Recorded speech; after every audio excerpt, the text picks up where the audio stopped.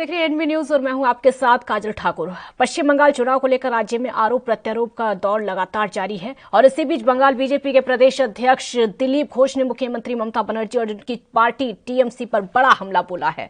दिलीप घोष ने टीएमसी पर आरोप लगाते हुए कहा है कि पार्टी के नेता लोगों को डराकर रखना चाहते हैं। ममता बनर्जी ने एक विशेष समुदाय के लोगों को गरीब और अपराधी बनाकर रखा हुआ है।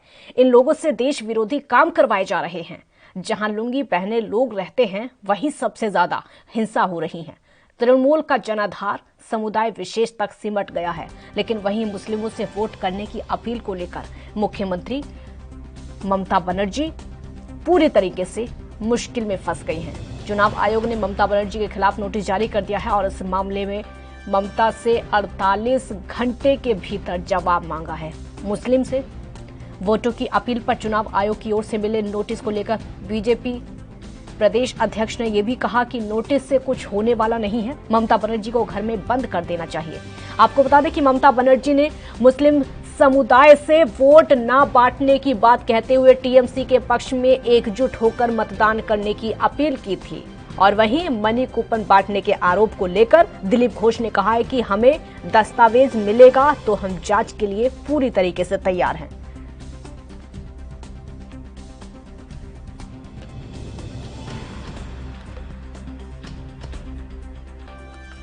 तो आरोप प्रत्यारोप का दौर लगातार जारी है। मतदान के दौर अभी तक खत्म नहीं हुए हैं। 8 चरणों में मतदान पश्चिम बंगाल में होना है, लेकिन राजनीति की जो चरम सीमाएं हैं लगातार पार होती चली जा रही हैं। मुस्लिम वोटों की अपील जब ममता बनर्जी ने की थी कि आपके वोट बंटने नहीं चाहिए, टीएमसी को आपके वोट जानने चाहिए, जिसके बाद प्रधानमंत्री मोदी ने खुद कहा था कि अगर ये बात बीजेपी हिंदू वोटरों से कहती तो चुनाव आयोग अब तक नोटिस भेज देता। लेकिन ममता बनर्जी ने ये बात कही है, लेकिन उनको अभी तक कुछ नहीं हुआ है। उसके तुरंत बाद बीजेपी चुनाव आयोग से शिकायत करती है और चुनाव आयोग का नोटिस सीधे ममता बनर्जी के पास पहुंच जाता है। फिर से वही तुष्टीकरण की राजनीति का आरोप एक बार फिर से लगने लगा है, जो कि हमेशा से ममता बनर्जी पर लगता चला आया है। अब दिलीप घोष उस मामले को लेकर कहते हैं कि सिर्फ नोटिस से कुछ नहीं होने वाला है, ममता बनर्जी को घर में बंद कर देना चाहिए, क्योंकि पहले कई बार ऐसा हो चुका है। बीजेपी नेताओं की गाड़ियों पर हमले हो चुके हैं, टीएमसी नेताओं की गाड़ियों पर हमले हो चुके हैं और यह सब कुछ जो हुआ है चुनाव के दरमियान, चुनाव से पहले भी देखने को ये हिंसाएं लगातार मिलती रहीं। और अब इस समय जब मतदान के सारे फेज पूरे अभी तक नहीं हो पाए हैं, तब भी लगातार रक्त रंजित राजनीति बंगाल की देखने को मिल रही है। घटनाएं, हिंसात्मक राजनीति लगातार बंगाल की देखने को मिल रही है।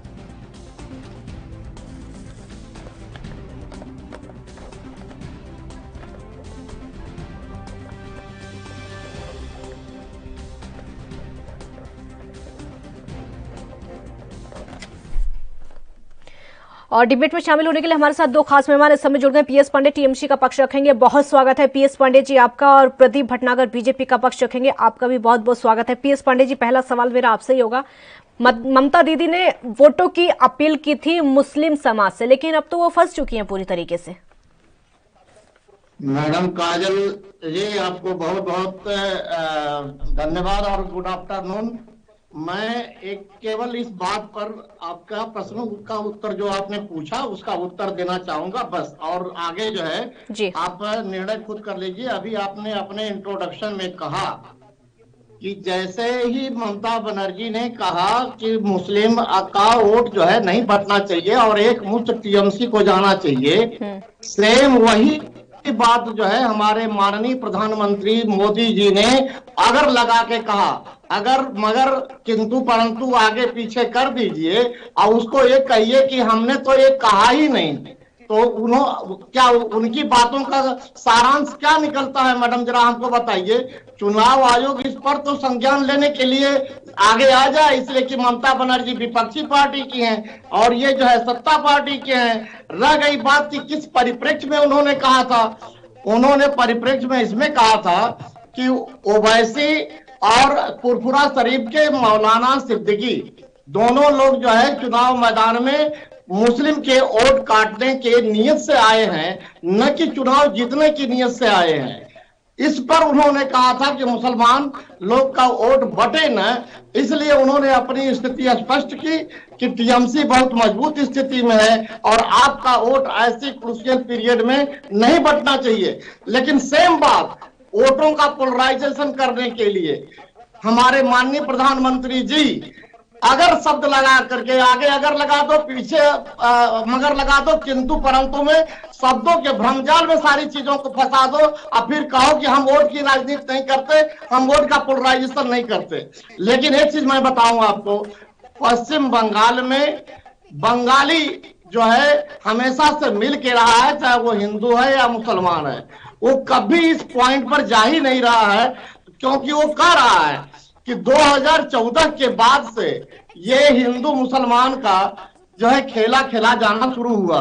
इसके पहले न हिंदू खतरे में था न मुसलमान खतरे में था। अब वो कह रहा है कि सच पूछिए, अब टीएमसी की तरफ से हिंदू कार्ड क्यों खेला जा रहा है? के बाद खतरे में अब टीएमसी की तरफ से हिंदू कार्ड क्यों खेला जा रहा है फिर?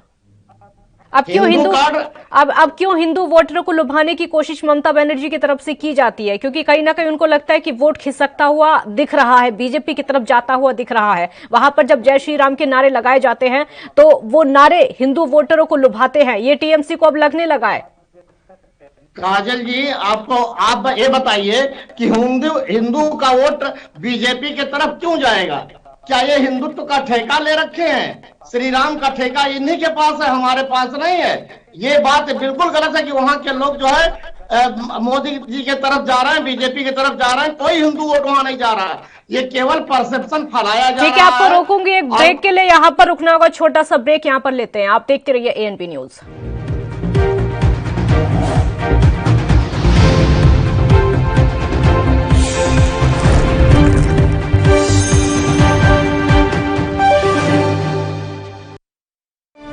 अठाठ हजार ਹੈਪੇਟਾਈਟਸ ਸੀ ਦੇ ਮਰੀਜ਼ਾਂ ਨੂੰ 73 ਕਰੋੜ ਰੁਪਏ ਦੀ ਮੁਫਤ ਦਵਾਈ ਦੇਣ ਵਾਲਾ ਭਾਰਤ ਦਾ ਪਹਿਲਾ ਸੂਬਾ ਬਣਿਆ ਪੰਜਾਬ। 4 ਵਰਿਆਂ ਤੋਂ ਮੁਫਤ ਸਿਹਤ ਸੇਵਾਵਾਂ ਪ੍ਰਦਾਨ ਕਰਦੀ ਪੰਜਾਬ ਸਰਕਾਰ।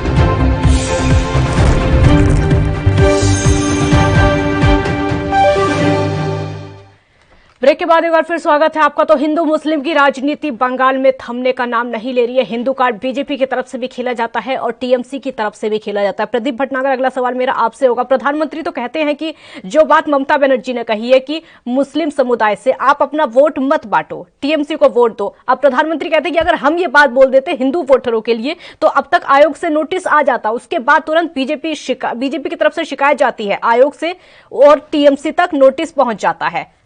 तो अगर वहां नोटिस पहुंचे या फिर यहां पर नोटिस पहुंचे, बात तो एक ही है। पहले आप सफाई पेश कर देते हैं कि हमारे पास नोटिस पहुंच जाता, हम ऐसा कर देते। तो अब वहां पर पहुंच गया क्योंकि शिकायत आपने की थी।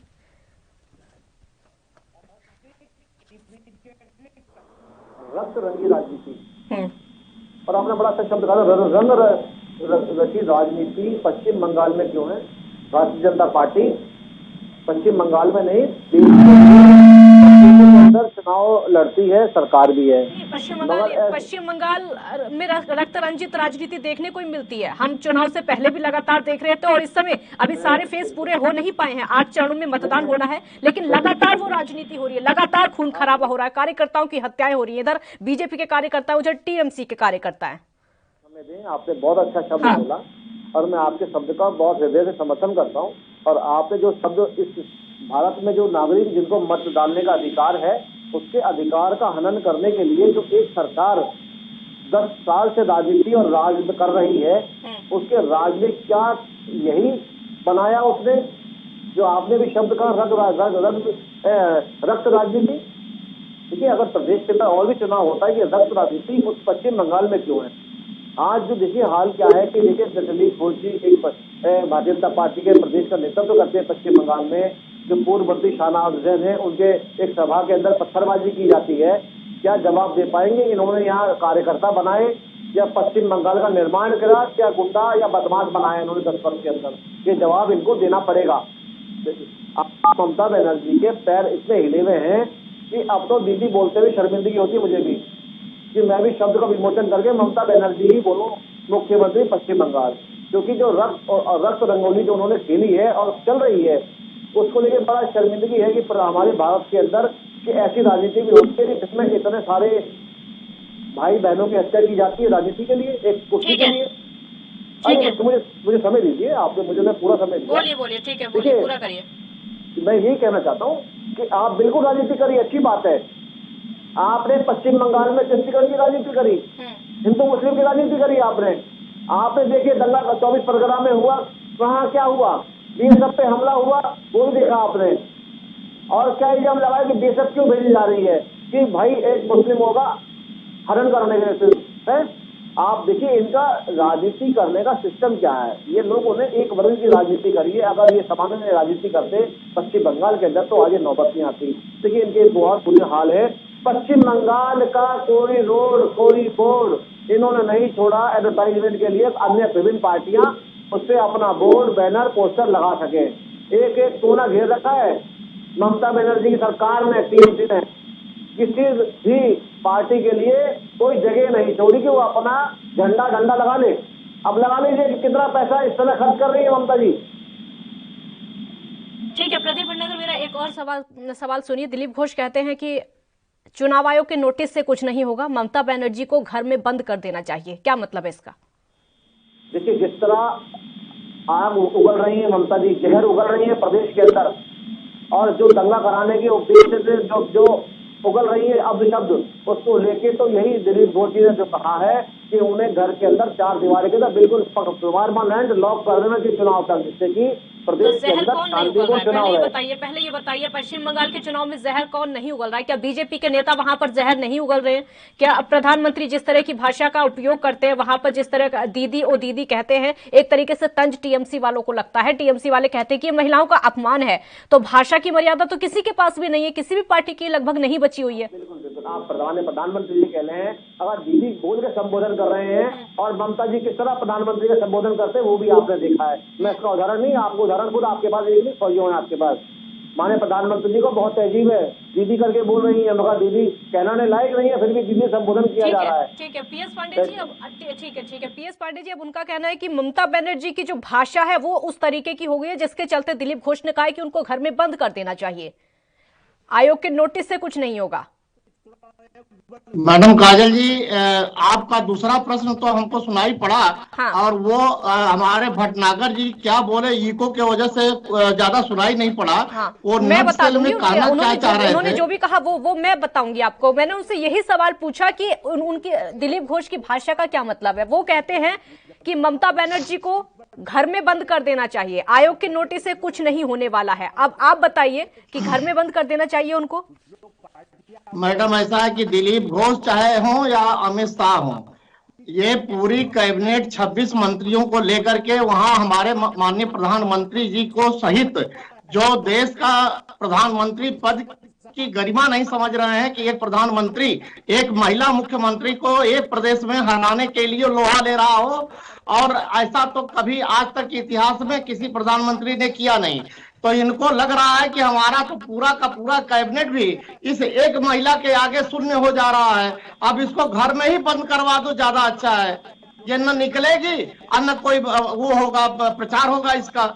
लेकिन इसके बाद भी वहां का एक एक कार्यकर्ता अगर ये बंद भी करवा देंगे चुनाव आयोग से ममता बनर्जी को, तो मैं काजल मैडम आपको मैं ये कन्फर्म कर रहा हूं कि वहां का एक एक कार्यकर्ता ममता बनर्जी बनकर के निकलेगा और इनको धूल चटाएगा। वहां कौन सी भाषा का प्रयोग प्रदीप भटनागर जी ममता बनर्जी कर रही हैं जिसकी वजह से अब दिलीप घोष कहते हैं कि उनको घर में बंद कर देना चाहिए? कौन सी भाषा है वो, कौन सी बात है जो बीजेपी के लिए कह दी और जो बीजेपी वालों को बुरी लग गई है? देखिए प्रथम तो देखिए मैं कहूँगा पश्चिम बंगाल में भी प्रदेश के मंत्री रहे और अब पूर्व मंत्री और सीएम भी रहे। सीएम बताएं कि उन्हें कौन से काफिले में भारतीय जनता पार्टी कार्यकर्ताओं ने हमला किया है, उनसे कौन से मंत्री पे हमला हुआ है, ये बताएं मुझे। ऐसा क्यों है कि भारतीय जनता पार्टी के नेताओं पर ही पत्थरबाजी की जा रही है, साड़ी को सीधे फोड़े जा रहे हैं? क्या इससे स्पष्ट नहीं होता कि उन्होंने पूरा गुंडागर्दी पाल रखी है, पूरे गुंडे पाल रखे हैं पश्चिम बंगाल के अंदर? भारतीय जनता पार्टी का एक नेता बताइए आप, इन्होंने आप शब्द कहे हो ममता जी के विषय में? पहली चीज। दूसरी चीज बताइए ना, आप कौन से कार्यकर्ता ने पत्थरबाजी करी है? इनके टीएमसी के गुंडे बहुत ज्यादा हॉपलेस हैं, पहली चीज। दूसरी चीज क्या है, देखिए ममता बनर्जी के पैर जो है बिल्कुल उखड़ चुके हैं। देखिए अब 11 सीटों पे चुनाव है चौथे चरण का। देखिए ये जो पीरजादा अब्बास सिद्दीकी ने से बहुत परेशान है, इन्होंने मिलने की और समन्वय बनाने की भी कोशिश करी मगर नहीं बनी। आज खुद विभिन्न पार्टियां कह रही है कि पश्चिम बंगाल के अंदर टीएमसी के लोगों ने, टीएमसी के अध्यक्षों ने, जो भी मंत्रीगण है, उन्होंने एक भी रोड नहीं छोड़ा बिना एडवर्टाइजमेंट के, दीवार नहीं छोड़ी जिसमें कोई दूसरा एडवर्टाइजमेंट कर सके। ये इसमें इतने हताश है कि देखिए ये हारे हुए हैं और पश्चिम बंगाली जनता ने इनको बहुत तरह धूल चटा दी है। ममता दीदी बहुत परेशान है और उस परेशानी का कारण ये दिखता है कि अब बोलने में सोचते नहीं है कि शब्द क्या बोलना चाहिए क्या नहीं बोलना चाहिए। देखिए आप एक प्रदेश की मुख्यमंत्री रह चुकी है, आपके शब्द पूरे देश और प्रदेश सुनता है, आप प्रदेश को कौन से संदेश देना चाहती हैं? कौन से ऐसे शब्द हैं जो कि बीजेपी वालों को बुरे लग गए? हाँ नहीं, बीजेपी वालों को बुरा नहीं कोई लग रहा, राजनीति है, जो मर्जी बोलिए, मैं बीजेपी की बात ही नहीं कर रहा। आप उस प्रदेश की मुख्यमंत्री हैं और आप मुख्यमंत्री पिछले साल 10 साल से आप हैं रही है, तो आपको पता जैसे शब्दों का इस्तेमाल तो नहीं किया जिस तरह के बीजेपी वालों की तरफ से इस्तेमाल किए जाते हैं। बरमूडा ममता बनर्जी पहन लेंगी, ये सब कहा जाता है बीजेपी की तरफ से। इस तरह के शब्दों का तो उपयोग नहीं किया है। आप पहले चीज तो ये देखिए ना कि आप लोग कर रहा और बोलना क्या चाहते हैं। आपने कभी ये स्पष्ट नहीं करा। आपको हिंदू याद आ रहे हैं? हम जय श्री राम बोले तो हम क्या नाम विरोधी हैं, हम देशद्रोही हैं? अरे भाई आपको रोका है हमने जय श्री राम बोलने के लिए? हम एकदम इसलिए बोलते हैं जय श्री राम हम? अरे भाई बिल्कुल बोलते हैं। आप अपने मुंह से बोले क्यों बोलना है? अगर तीन ज्यादा एक मुस्लिम है, अगर वो अपने मंच से अल्लाह अकबर बोलते हैं तो उसमें काई की परेशानी है? इसमें कोई परेशानी होनी नहीं चाहिए। और आप स्पष्ट देखिए ना, इतने होपलेस है कि आप मुस्लिमों को लेकर ना क्या स्टेटमेंट किया आप लोगों ने कि निर्वाचन में कंप्लेंट करनी पड़ी। पश्चिम बंगाल में मैं तो निवेदन करूंगा ममता बनर्जी से कि शांतिपूर्ण चुनाव होने दीजिए। जनता का काम है, एक सरकार चुनी हुई सरकार अपनी मर्जी की सरकार चुनेगी तो चुनने का अधिकार है उनको, आप उसके अधिकार का हनन ना करें। बोलिए पीएस पांडे, जवाब दीजिए। मैडम 3 चरण का चुनाव बीत गया और आप एक सम्मानित एंकर हैं, आप की अंतरात्मा की आवाज भी ये बोलती होगी कि तीनों चरण में भारतीय जनता पार्टी कभी मुद्दे की राजनीति में पब्लिक के बीच में वहां नहीं गई। मुद्दे की बात इसने कभी नहीं किया, केवल धर्म, मजहब और जातिवाद, मुस्लिम, हिंदू, ये कार्ड अभी खेलती रही।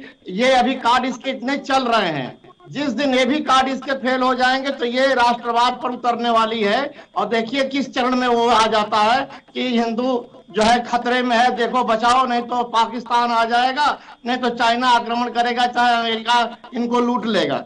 ये सब जो है केवल परसेप्शन बनाने के लिए सब चीजें होती हैं और ये कहना, साइकोलॉजिकल प्रेशर बनाना, माइंड गेम खेलना, बस केवल इनकी यही फितरत हमेशा से रही है, जैसे दूसरे प्रदेशों में रही है।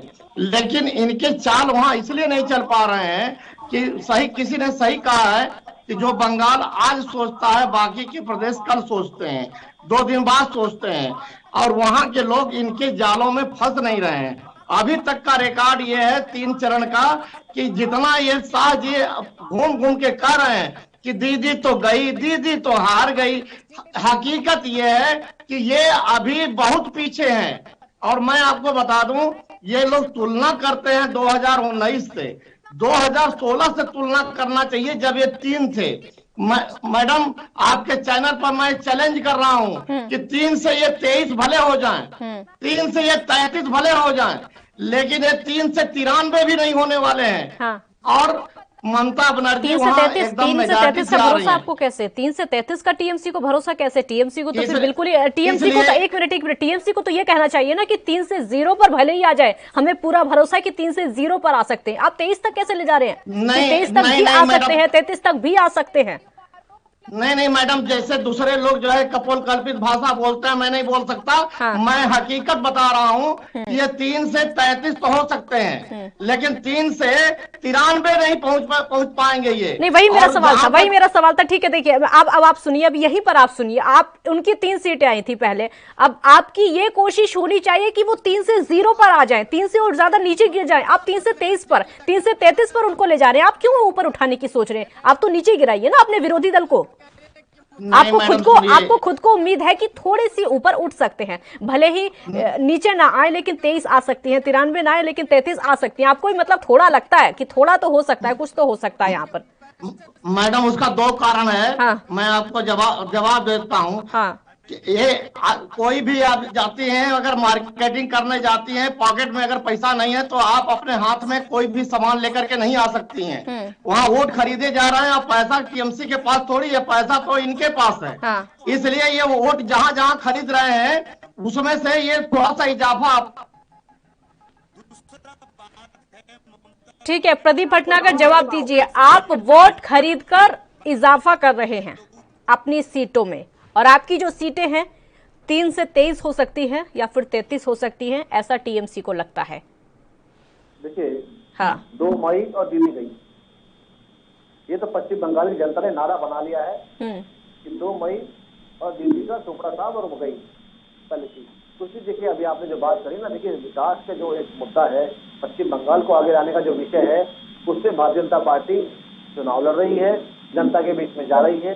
देखिए, चुनाव से पहले एक हाईवे बनाया जो दक्षिण आवड़ा से तक जाता है, वो केंद्र सरकार ने बना के दिया, जिसके आसपास जितनी भी कॉलोनियां हैं आप उनके पास जाइए, कई सौ गांव हैं जिनको क्या फायदा मिला और कितने खुश हैं उस चीज को लेकर कि अगर जैसा केंद्र सरकार ने NHI ने जैसा ये हाईवे बनाया है, अगर ऐसी रोडें पश्चिम बंगाल के अंदर हर जगह बन जाए तो विकास की गंगा तो अपने आप बह जाए।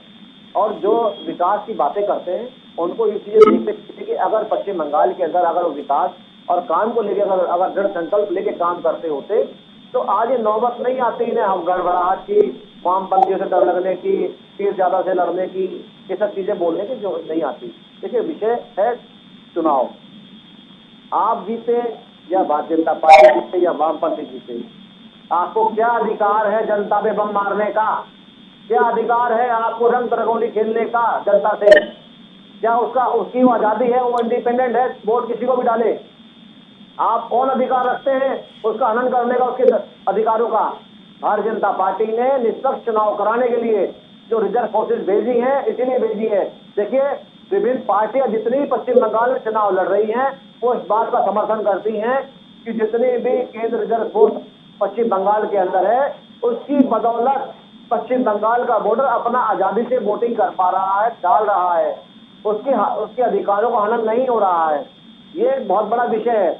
अगर विभिन्न पार्टियां बोले तो इस चीज को समझना चाहिए कि पश्चिम बंगाल में कितना रक्तचाप था, कितना गुंडागर्दी राजनीति को लेकर थी। विभिन्न पार्टियां रिजर्व फोर्स को लेकर जिन पर ये उंगलियां उठाते हैं, ये उनको खुश है। इन्होंने तो गांवों के अंदर गांव के लोगों को इतना धमकाया है टीएमसी के गुंडों ने कि आप वोट डालने निकले तो आपकी खैर नहीं। अब वो कहते हैं कि आप खरीद रहे हैं वोटरों को, और आप कहते हैं कि वो धमका रहे हैं वोटरों को। इसी तरीके की राजनीति होती रहेगी क्या? जो जीत हासिल होगी वो इस तरीके से होती रहेगी? आप खरीदते रहेंगे, वो धमकाते रहेंगे, ऐसी वोट मिल जाएंगे? देखिए, अगर भारतीय जनता पार्टी के अगर कोई चीज खरीद फरोख्त की चीजें हैं, तथ्य हैं, तो निर्वाचन आयोग पर रखे ना, आप शिकायत करें, और जिस विधायक ने ये काम किया उसको बर्खास्त कराइए उसकी सीट। भाई उस विधानसभा कैंसिल हो जाएगा अगर आप इस पर अगर ताल ठोक के बात अगर कह रहे हैं। ठीक है पीएस पांडे जी, ठीक है पीएस पांडे जी, आप कहते हैं कि वो वोटरों को खरीद रहे हैं और खरीद कर 23 से 33 सीटें उनकी आ सकती हैं। वो कह रहे हैं कि आप धमका रहे हैं वोटरों को, धमका कर आप 200 पार के दावे करते हैं। मैडम, धमकाने का काम ममता बनर्जी नहीं कर रही हैं। वहां के जो उन्होंने सीधे सीधे आरोप लगाया कि सेंट्रल की फोर्सेज आकर के बीजेपी के, चूंकि वो केंद्र शासित हैं और अमित शाह उसके मालिक हैं, उनका डायरेक्शन डायरेक्टली इनडायरेक्टली उनको है। वो जा के घर घर में जो है ऐसा कर रहे हैं। और हमारी मुख्यमंत्री जब ये आरोप अपने मुंह से लगा रही हैं तो आप सोच सकते हैं कि उसमें हकीकत है। लेकिन ये कह रहे हैं कि हम धमका रहे हैं। अरे क्या पिद्दी और क्या पिद्दी का शोरबा हमारे पास है क्या?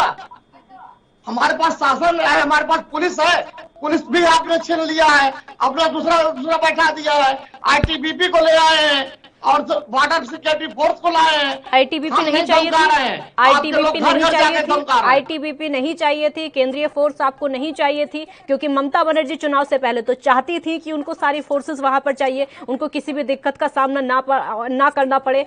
क्या आईटीबीपी आपको नहीं चाहिए थी, फोर्सेस आपको नहीं चाहिए थी? मैडम, हर एक चुनाव में फोर्सेज लगती हैं, लगे, लेकिन पक्षपात न करें। हमारे कहने का मतलब ये, वहाँ पक्षपात किया जा रहा है। एन केन प्रकार किसी भी तरीके से मुख्यमंत्री को हराया जाए, ये जो है केंद्र सरकार ने ठाना है, जबकि वहाँ उल्टा हो रहा है, एकदम से उल्टा होने जा रहा है। अब देखिएगा 2 मई को क्या होता है। क्या वहाँ की पब्लिक जो है कोदो सावा दे के पड़ी है? पीएस पांडे जी, आप ये 2 बातें कर रहे हैं यहाँ पर, आप ये बातें 2 कर रहे हैं। पहले इलेक्शन से पहले तो ममता बनर्जी कहती हैं उनको फोर्स चाहिए वहां पर, क्योंकि लड़ाई झगड़ा ना हो, कोई उपद्रव ना हो, इसलिए उनको फोर्स की जरूरत है वहां पर, और ज्यादा से ज्यादा संख्या में फोर्सेस की मांग उन्होंने की थी केंद्र सरकार से। ठीक है, अब वो फोर्स उनको वहां मिल जाती है। अब आप फोर्स पर सवाल उठाते हैं कि इतनी फोर्स को क्यों बुलाया गया है। अब आप उस पर सवाल उठाते हैं कि फोर्स भी पक्षपात कर रही है। किसी को तो छोड़िए, कम से कम किसी को तो छोड़िए ना। मैडम काजल जी, फोर्स हमने इसलिए नहीं मांगी थी कि फोर्स आकर के जो है केंद्र के दबाव में काम करे। हाँ, हम इसलिए फोर्स नहीं मांगे थे। क्या दबाव इसलिए मांगे थे कि वो आकर के केंद्र के दबाव में कौन सा, केंद्र के दबाव में क्या काम किया जा रहा है? फोर्स की तरफ से क्या काम किया जा रहा है, एक बार बता दीजिए। अब ये मैं तो एक अदना सा कार्यकर्ता हूँ, मैं तो अपने मुख्यमंत्री की बात रख सकता हूँ। बिल्कुल, बात रखने के लिए ही आपको बुलाया, बात रखने के लिए ही आपको बुलाया। आप बात रखेंगे, अपनी पार्टी का पक्ष रखेंगे, उसीलिए आपको बुलाया गया। बोलिए जी। हाँ। ममता बनर्जी ने जब कहा कि वहाँ पर पक्षपात हो रहा है, केंद्रीय फोर्सेज भी कर रही हैं, ये चीजें नहीं होना चाहिए, ये खुले मंच से उन्होंने कहा है। क्या चुनाव संज्ञान लिया चुनाव आयोग ने? इस पर चुनाव आयोग ने संज्ञान लिया है? अब ममता बनर्जी जो कह रही हैं, आप उनकी बात को यहाँ पर दोहरा रहे हैं कि ममता बनर्जी कह रही हैं कि उनका दुरुपयोग हो रहा है। अब क्या दिक्कत है, क्या कहा है केंद्रीय फोर्सेस की तरफ से, ऐसा क्या किया गया है जो पक्षपात हुआ, वो बात आप सामने नहीं रख पा रहे हैं। ऐसा कौन सा पक्षपात, ऐसा कौन सा पक्षपात किया है? मैडम हम बता रहे हैं, बताइए क्या बोली है? बताइए। वो बताई है कि वहाँ के भाजपाई कार्यकर्ताओं और जो बाहर के लोग गए हैं, इनसे पूछ लीजिए, भटनागर जी बैठे हैं, बाहर से वहाँ जाने वाले कोई शरीफ लोग नहीं गए हैं। अपने घर के जो है, जो छठे बदमाश गुंडे हैं, यूपी बिहार के और मध्य प्रदेश के, छत्तीसगढ़ के, वहां से वो सब लोग गए हैं आरएसएस वाले। वो लोग जो उनके साथ आईटीबीपी के कई लोग, टीएमसी के लोगों ने पकड़ा है कि वो जो है कह रहे हैं कि ये बीजेपी को वोट दो। उनके साथ प्रचार करने वाले आईटीबीपी के अच्छा फोर्स के कौन होते हैं? वो चुनाव कराने गए हैं कि प्रचार करने गए हैं? चलिए, इसको लेकर मैं आपसे सवाल लूंगी, कि आईटीबीपी पर भी पक्षपात का आरोप लगाते हैं आप, ईडी पर भी पक्षपात का आरोप लगाते हैं आप, सीबीआई पर भी पक्षपात का आरोप लगाते हैं। प्रदीप भटनागर जी जवाब दीजिए। मतलब किसी को तो आप भी छोड़ दीजिए ना, सभी पर आप अपना आधिपत्य जमा कर रहेंगे तो कैसे चलेगा? फिर तो हिटलर वाले और ये मोदी शासन में कोई कहाँ फर्क रह जाएगा? विपक्ष की नजर में तो आज भी हिटलर शासन ही है ना। आप हिटलर की भारतीय जनता पार्टी सरकार को कहना चाहते हैं? विपक्ष कह रहा है, विपक्ष मैंने नहीं कहा, विपक्ष की तरफ से ये कहा जा रहा है। देखिए, विपक्ष तो पता नहीं क्या क्या टीएमसी की तरफ से कहा जा रहा है। टीएमसी की तरफ से बताइए, आईटीबीपी पर सवाल उठाया जा रहा है, केंद्रीय फोर्सेस पर सवाल उठाया जा रहा है, जितनी सुरक्षा एजेंसियां हैं उन पर सवाल उठाया जा रहा है, न सीबीआई को छोड़ा जा रहा है, न ईडीआई को छोड़ा जा रहा है। मैं तो इनसे पूछ जाता हूँ, पांडे जी जो एक लंबा टीका लगाए बैठे हैं, मेरा सबसे बड़ा क्वेश्चन तो इन पे ही है कि जब 24 परगना के अंदर कितने 100 हिंदू घर जला दिए गए, कितने 100 परिवार बिखर गए, कितने हिंदू मार दिए गए, तब कहाँ चले गए थे? तब भी सेंट्रल रिजर्व फोर्स बुलाई थी ना ममता जी ने। जो विफल रही दंगा रोकने के अंदर, टीएमसी ने कितने परिवारों को जला दिया, फूंक दिया, वो जवाब आपको नहीं मिलेगा, आप बता पाएंगे? आप सुनिए मैडम काजल जी, अरे सुनो मैडम काजल जी, ठीक है, एक ब्रेक के लिए रुकना होगा, आऊंगी आप दोनों का जवाब लूंगी। छोटा सा ब्रेक यहाँ पर लेते हैं और इसी सवाल के साथ वापस लौटेंगे। आप देखते रहिए एएनबी न्यूज।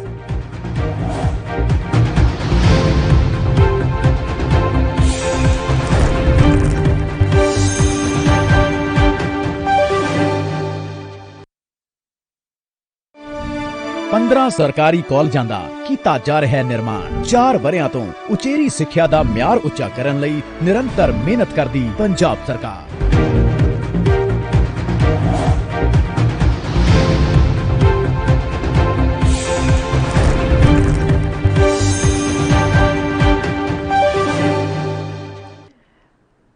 ब्रेक के बाद एक बार फिर स्वागत है आपका। पीएस पांडे जी, अपनी बात पूरी करिए आप। मैडम काजल जी, मैं कह रहा था कि जब ममता बनर्जी ने खुले मन से कहा कि आईटीबीपी के लोग हों, चाहे सेंट्रल फोर्स सीआरपीएफ के बल हों, चाहे वो बंगाल की पुलिस का बल हो, उन्होंने साफ साफ ये कहा कि आप लोग देश की रक्षा के लिए होते हैं, आप जो है निष्पक्ष काम हमेशा से करने के लिए जाने जाते हैं। कृपया ऐसा काम मत करिए जिससे आपकी छवि भी खराब हो और चुनाव प्रभावित हो। वहां पर वो मतलब देखी है और उनके कार्यकर्ताओं ने पकड़ा है कि भाजपा के समर्थकों के साथ, भाजपा के बाहरी जो यूपी बिहार के लोग गए हैं उनके साथ सेंट्रल फोर्सेज मिल करके घर घर में जाकर के ये दबाव बना रही हैं कि आप टीएमसी को नहीं बीजेपी को वोट करिए। ये कहां का न्याय है बताइए आप हमको। चुनाव आयोग इस पर संज्ञान नहीं ले रहा है। एक मुख्यमंत्री अपने मंच से ये बात खुले रूप से बोल रही है, लेकिन उस पर क्या नहीं लिया गया। ये हिंदू मुस्लिम की बात पर जरूर करेंगे, इसलिए अब वो भी कैसे बोलेंगे, अगर लगा देंगे मगर लगा देंगे, ताकि चुनाव आयोग मेरे पीछे न पड़े और सारी बात कह डालेंगे कि अगर मैं ये बात बोलता हिंदुओं के लिए, अरे मतलब इसका क्या सारांश है। इसका सारांश तो आप खुद कह रहे हो कि हिंदुओं का वोट हमारे पक्ष में पोलराइज होगा। ऐसा नहीं है। वहां पर भाईचारा पहले भी था, भाईचारा आज भी है, और वोट जो है जो पड़ रहे हैं वो 3 चरण के चुनाव में बुरी तरीके से बीजेपी वाले, और आने वाले चुनाव में इसीलिए दिलीप घोष ने कहा है कि ममता बनर्जी को पिंजरे में कैद कर दो। बताइए ना पांडे जी, यहाँ बैठ कर कौन सा भाईचारा पश्चिम बंगाल में बता रहे हो, कौन सा भाईचारा हो रहा है। 24 परगना में कहीं से जब हिंदू मार दिए गए तब कहाँ चले गए थे, भाईचारा कहाँ चला गया था। सिंगूर में जब किसान जब औजार दिए तो भाईचारा कहाँ चला गया था। नंदीग्राम में जो दंगा हुआ जिसमें कितने सारे लोग टीएमसी गुंडों ने और पुलिस ने मारे, तो भाईचारा कहाँ चला गया था। आपका भाईचारा दिखाने के लिए, करने के लिए किए। अगर भाईचारे की बात करते तो भाईचारे की बात भी होनी चाहिए। और मंच होना चाहिए। देखिए, मैं नमन करता हूँ उन भारतीय जनता पार्टी के कार्यकर्ताओं को जिन्हें पश्चिम बंगाल में भारतीय जनता पार्टी का झंडा बुलंद करने के लिए शहीदी दी है। मैं नमन करता हूँ उनको। आज उनकी बदौलत पश्चिम बंगाल में ममता दीदी के दांत खट्टे कर रखे हम कार्यकर्ताओं के बलिदान की वजह से। और जितने गुंडा कह रहे हैं वो गुंडे नहीं है, भारतीय जनता पार्टी कार्यकर्ता हैं, अपना काम कर रहे हैं। अगर आप पे गुंडे हैं बताते जिन्हें आप दिखाइए और मुझे बताइए। भाषा की मर्यादा बनाए रखिए, कम से कम भाषा की मर्यादा बनाए रखिए। भाषा की मर्यादा तो न टीएमसी के पास दिखाई देती है और न ही बीजेपी के पास दिखाई देती है। मेरे पास पूरी मर्यादा है जी। कार्यकर्ता मतलब कार्यकर्ता का मतलब कार्यकर्ता होता है। ये गुंडे ये क्या मतलब होता है। कार्यकर्ता का मतलब कार्यकर्ता होता है। आप भी उनको गालियां दे देते हैं, वो भी आपको गालियां दे देते हैं। फर्क तो किसी में रह नहीं जाता है। आप देखिए, आप जिन गालियों की बात करते हो ना, आप गाली किस दे रहे हैं। आप खुले आप बम बनवा रहे हो, खेतों के अंदर खुले बम फेंक रहे हो आप, तो आपको क्या फूलमाला बनाई जाएगी, आपको संबोधन पद्मश्री दिया जाएगा। आप लायक काम तो कीजिए ना। जब आप गुंडे में बम बनवा रहे हैं। ठीक है, पीएस पांडे आपका जवाब दे रहे हैं, बोलिए। मैडम जरा सा, चूंकि उनकी आवाज इतनी गूंज रही है कि कुछ समझ में नहीं आ रहा बोल क्या रहे हैं, लेकिन जवाब मैं देना चाह रहा हूँ। जय श्री राम। आपको दोहरी मेहनत करनी पड़ेगी। जरा सा प्लीज क्या बोले हैं जरा हमको बता दीजिए। जय श्री राम। चुनावी मंच नहीं है प्रदीप भटनागर जी, चुनावी मंच नहीं है। डिबेट में बैठे डिबेट के तरीके से बात करें तो ज्यादा अच्छा होगा, क्योंकि ये जय श्री राम के नारे बीजेपी के मंच से ज्यादा अच्छे लगते हैं। देखिए, मंच पे जब सामने वाले को आवाज नहीं है तो एक बार उद्घोष कर देना चाहिए, शायद आवाज आ जाए। ठीक है, बोलिए पीएस पांडे जी, जवाब दीजिए। मैडम, उनकी बात इतना इको हो रही है कि सुनाई नहीं पड़ रहा। प्लीज आपको दोहरा मेहनत करना पड़ेगा। आप माफी चाहूंगा मैं। वो क्या बोले हैं जरा सा हमको ये बता दीजिए तो हम वो बार बार टीएमसी के कार्यकर्ताओं को टीएमसी के गुंडे बताते हैं और कहते हैं कि जो वहां पर बमबारी की जाती है, जहां वहां पर बीजेपी कार्यकर्ताओं की गाड़ियों के जो शीशे तोड़े जाते हैं वो टीएमसी के कार्यकर्ता हैं। मतलब एक तरीके से जो रक्त रंजित राजनीति है वो टीएमसी की तरफ से हो रही है, ये उनका कहना है। मैडम जरा सा भटनागर जी से ये बताइए कि एक हाथ से जरा ताली बजा करके हमको दिखा दें। एक हाथ से ताली बजा देंगे तो इनको जितना कहेंगे इनके यहाँ मैं चल के गुलामी कर लूंगा। और रह गई बात ये कि इनिशिएशन कौन कर रहा है। जवाब दे दीजिए। गुलामी करने की जरूरत नहीं है, आप जवाब दे दीजिए। गुलामी करने की उतना आगे तक मत सोचिए, जवाब दीजिए। बस सवाल किया है, आप जवाब दीजिए। कहीं एक हाथ से ताली बजती है, लेकिन जब ये हमको मारेंगे तो हमारे हाथ में दही नहीं जमी है ना कि हम इनको छोड़ देंगे।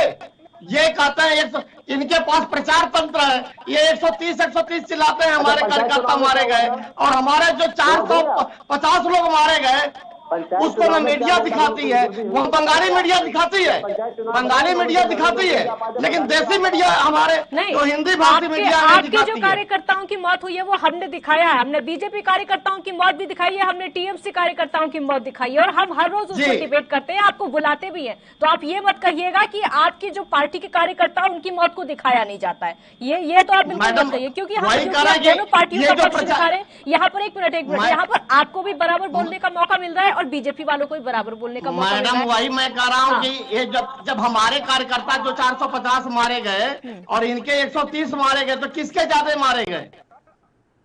कौन मारा उनको? क्या टीएमसी ने टीएमसी को मार दिया? ये भटनागर जी क्या बोलेंगे? ये लोग जो है केवल चुनावी हिंसा में विश्वास करते हैं, और चुनावी हिंसा अगर ये नहीं करेंगे तो ये जो है कहीं पनपते नहीं है, और इसीलिए जो है ये धारा को बदल के काम करते हैं और भय फैलाएंगे, भ्रम फैलाएंगे। वहाँ पर ममता बनर्जी ने दुआरे दुआरे सरकार किया है, और वहाँ पर जितना उन्होंने काम किया है, हर एक घर में रिपोर्ट कार्ड अपना दिया है कि 10 साल मैंने शासन किया, देखिए मैंने अगर इसमें से कुछ छोड़ा है तो बाकी समय में मैं पूरा कर दूंगी। वहाँ की जनता एकदम खुश है, वहाँ पर कोई एंटी इनकम्बेंसी नहीं है, जैसे फांसी में कोई एंटी इनकम्बेंसी नहीं है। जैसा कि आसाम में इनके 5 साल के शासन काल में भाजपा के खिलाफ चल रही है, और वहाँ पर कांग्रेस आ रही है, बीजेपी नहीं भाग रही है, और उसी तरीके से बंगाल में हैट्रिक लगने जा रही है टीएमसी की। ठीक है, ब्रेक पर जाना होगा, एक ब्रेक यहाँ पर लेते हैं, जल्द हाजिर होंगे।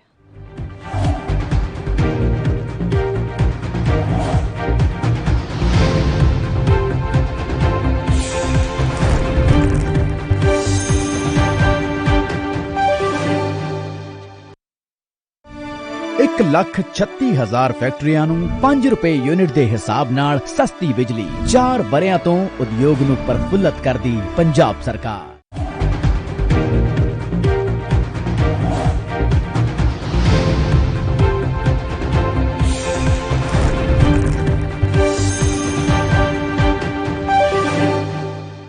ब्रेक के बाद एक बार फिर स्वागत है आपका। तो रक्त रंजित राजनीतिक आरोप लगभग दोनों ही पार्टियां एक दूसरे पर लगाती है, और हिंदू कार्ड की जब बात आती है तो बीजेपी टीएमसी पर आरोप लगाती है और टीएमसी बीजेपी पर आरोप लगाती है। पीएस पांडे जी, अपनी बात पूरी करिए आप।